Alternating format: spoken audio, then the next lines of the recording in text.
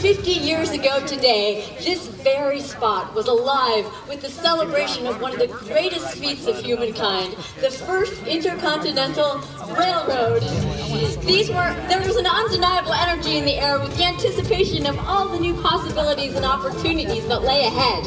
Here at Promontory Summit on May 10th, 1869, was the most important place in the whole world for one glorious day. Imagine with me what it would have been like so many years ago. Just scan across this vast, uncharted landscape.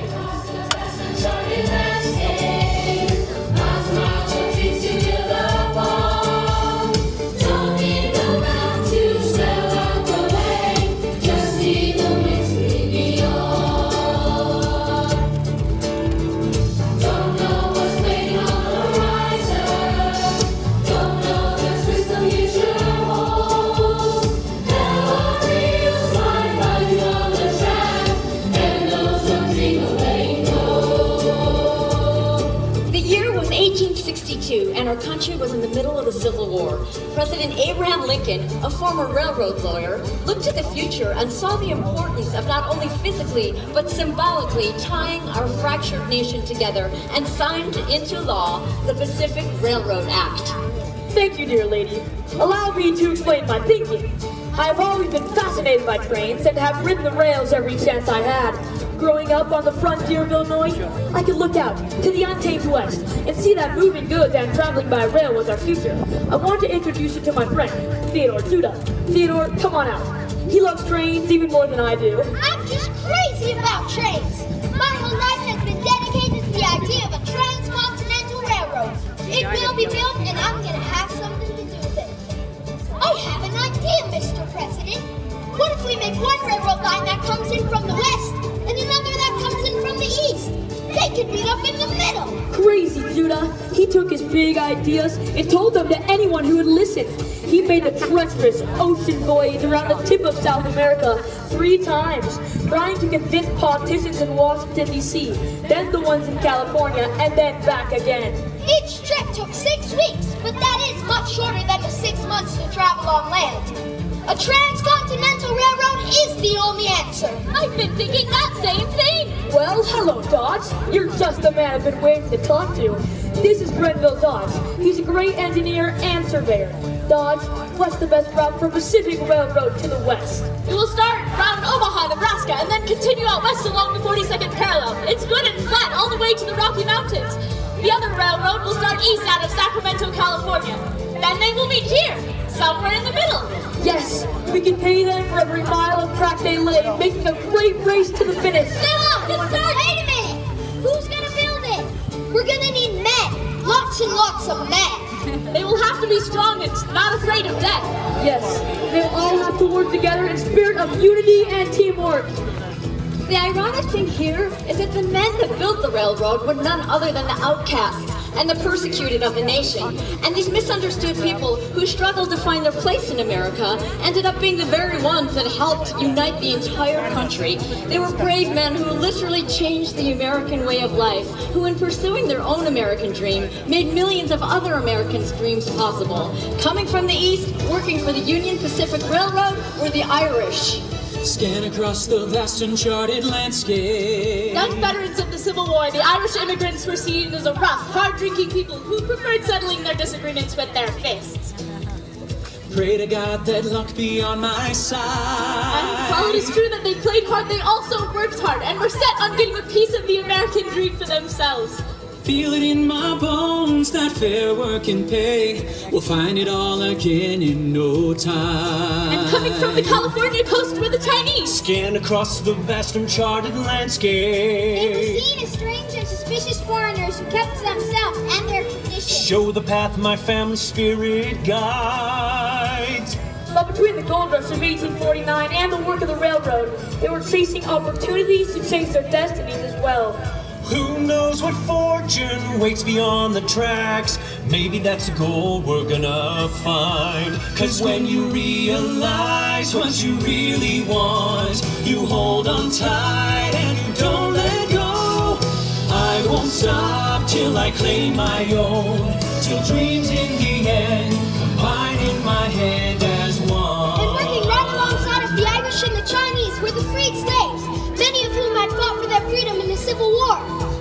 across the vast uncharted landscape. Even though they helped to win the war, many people still thought of them as property less than human. My chains are gone, delivered by the Lord. Working on the railroad provided not only money for these newly freed men, but for a chance out of the south and for a new start westward.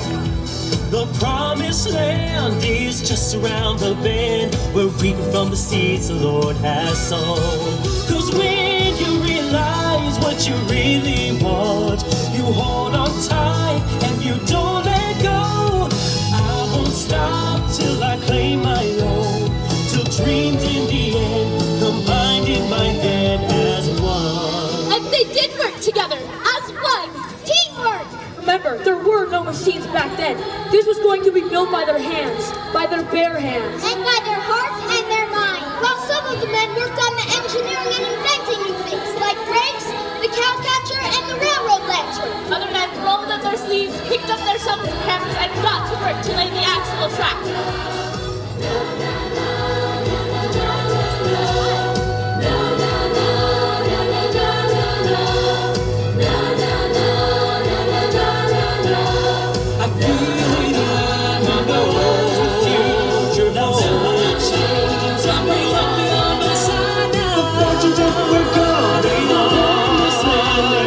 One as one, as one, as one, as one. 'Cause when you realize what you really want, you hold on tight and you don't let go.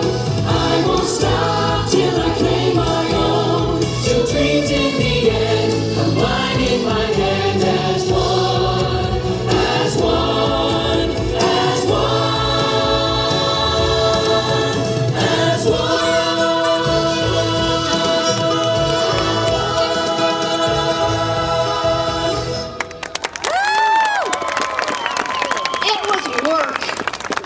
Hard work, as you can imagine. Back-breaking work performed sunrise to sunset, 6 days a week in all kinds of weather on all kinds of terrain. From the heat and harsh winds of the Great Plains to the unforgiving and bitter cold of the Sierra Nevada and Rocky Mountains. Out here today, you can almost hear the echo of those endless days spent long ago. The rhythmic sounds of a hammer against steel, the explosions of black powder felt in the chest, even music, the songs men would sing to help pass the time.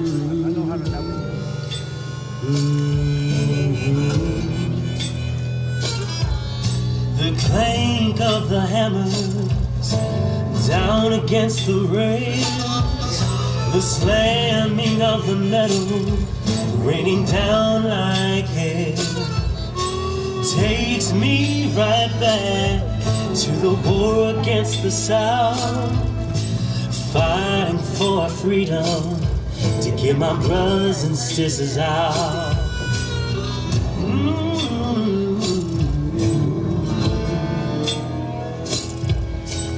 Day in and day out, the shouting of the men brings me right back to the wailing of the dead. The same friends I had there on both sides of the war. Side by side we work here among the dust and sweating ore. Oh, how long till the sun gives away, doing all the work no one else would take, left with the echoes ringing in our ears.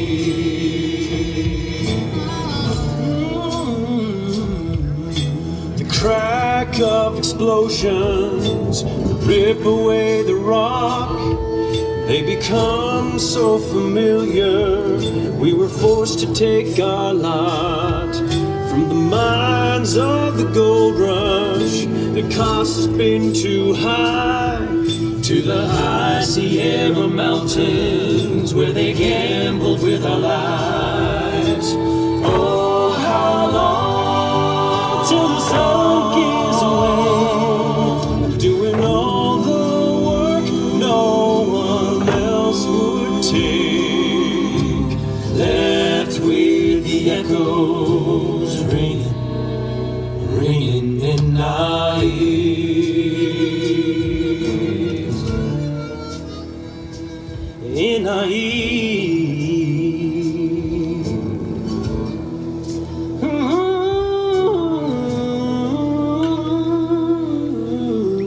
After a long day, you would think these hardworking men would eat some supper and call it a day. And perhaps sometimes they did. But sometimes they would grow weary and restless with the sameness of their daily lives and have a need to just blow off some steam.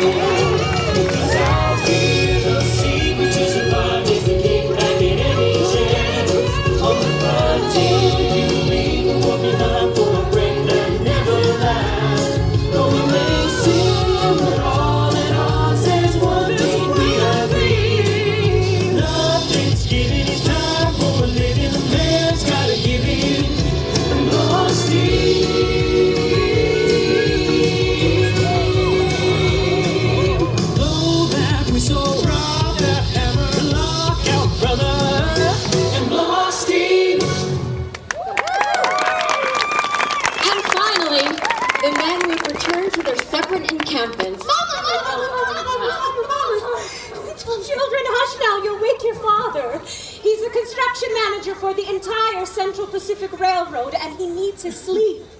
Now tuck yourselves back in. Out here, women were as scarce as a bathtub. In fact, there was only one woman who witnessed the building of either railroad from beginning to end, and what a woman she was. Hannah Maria Strobridge came out with her husband James and was determined to make a home for herself and him and their 6 adopted children. An ordinary passenger car was made into a 3-bedroom home on wheels.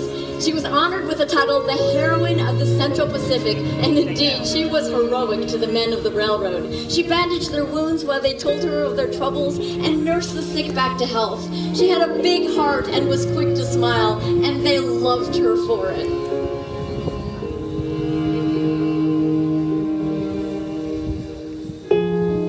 Another day's done as we inch down the track.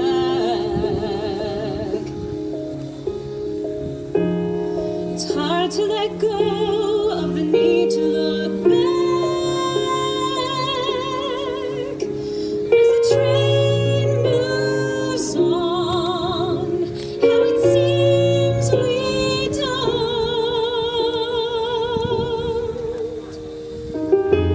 We're a raggedy group of misfits with pride.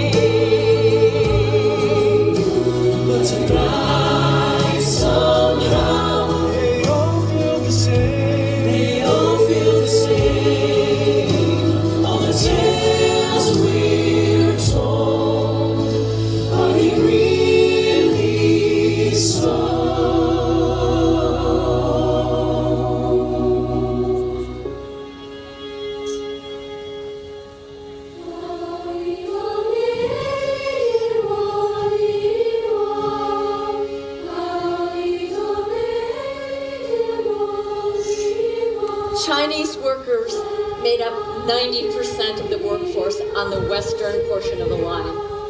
The railroad could not have been built, let alone finished, without these thousands of nameless Chinese men. They were little understood and largely invisible to the men who employed them.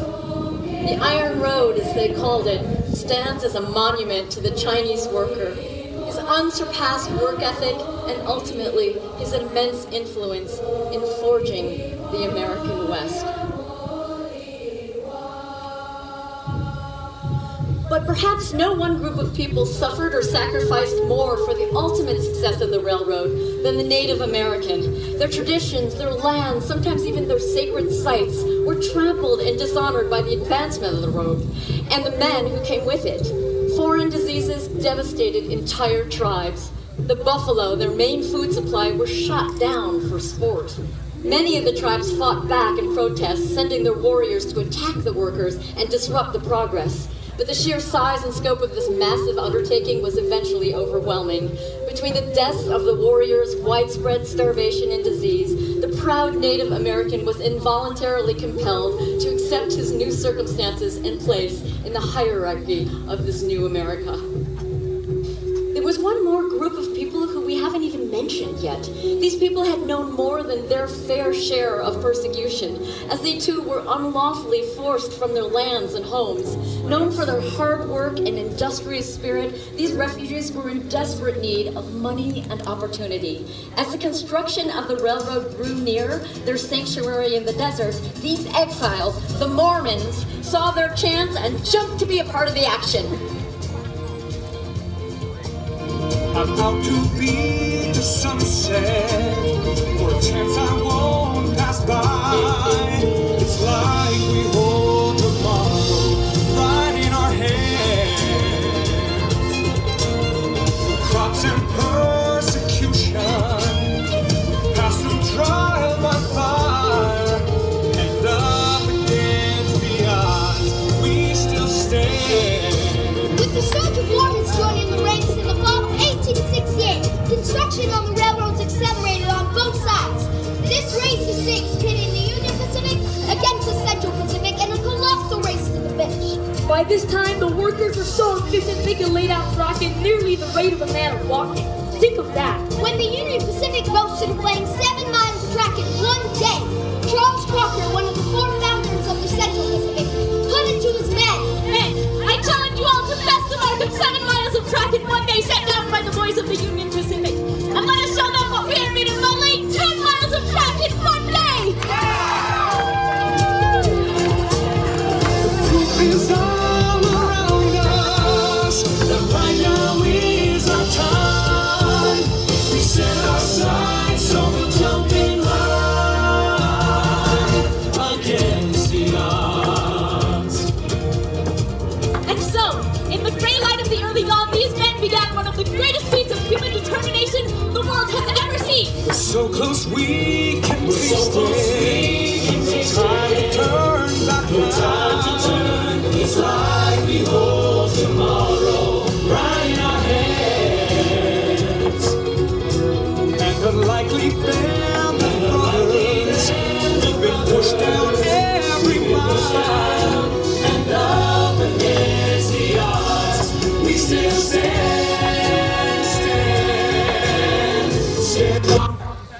It's like we hold tomorrow in our hands.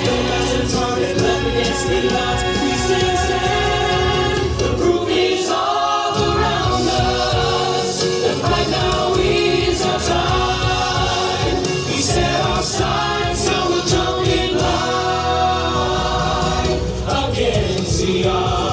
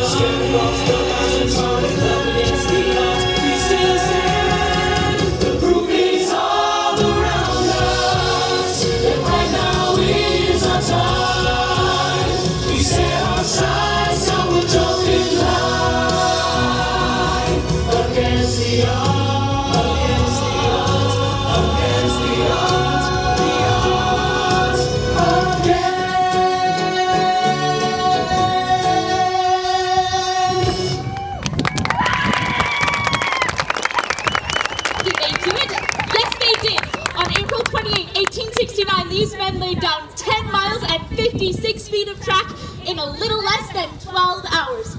This is the longest stretch that has ever been built by hand or machine in one day to this day.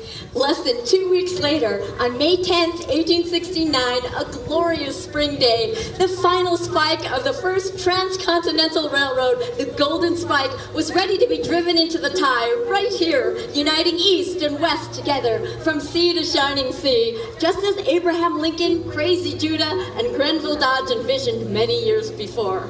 The presidents of both the Union Pacific and Central Pacific joined the territorial governors and other dignitaries, along with reporters from all over the country, to witness this momentous and pivotal event. The air was alive with anticipation. The two great engines, the Jupiter and the number 119, had been brought in facing each other. The two train engineers, Booth and Bradford, pulled down their whistles to send up a greeting.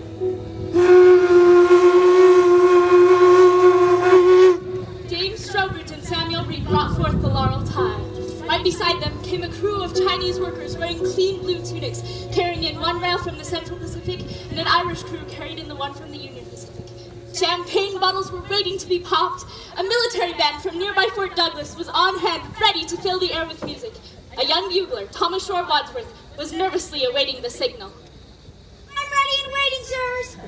The moment was here. Leland Stanford, another one of the 4 leaders of the Central Pacific, was given the great honor of driving in the final spike.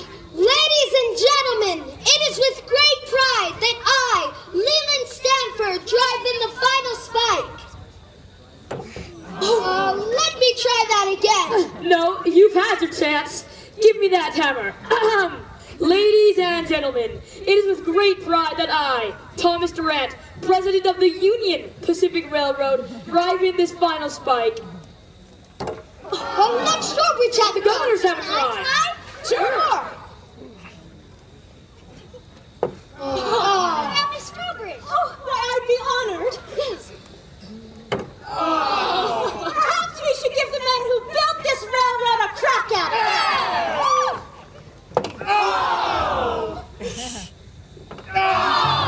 At the first swing, however, lightning across the telegraph wire, D-O-N-E, and immediately the entire nation erupted as one in cheering and rejoicing. Across the nation! Across the cities of San Francisco and Washington, D.C. Prayers and singing were heard in churches of all denominations. Tabernacle on Temple Square was filled to overflowing with over 7,000 people. Cabo put on the largest parade of the century and nearly 7 miles long. Even our Sarah's Liberty-bound Philadelphia rung in celebration. One we faced it, the proud frontier, Forging ahead to make it. So we ring out the last mighty story. So we won now to be. Now stop, now stop,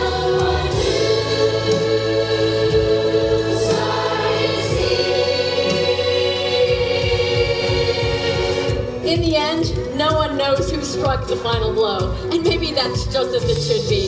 For it wasn't just one man who made all this possible. It was many people, many hands, minds, and hearts working together in a spirit of unity and determination. The first transcontinental railroad was and still stands as one of the greatest examples of the true spirit of America. I feel it in my bones, the future holds. Something might be on our side now. The fortunes that we're gonna find. Because one as one, one as one. Because when you realize what you really want, you take your hands and you make them one.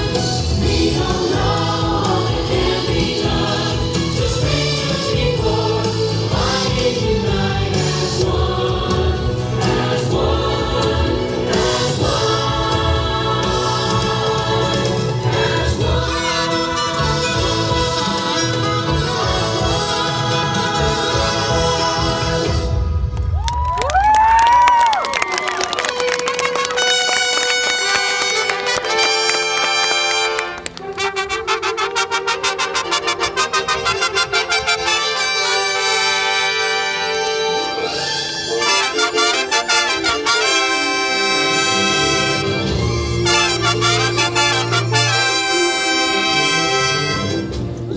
and gentlemen, please stand for the national anthem of the United States of America.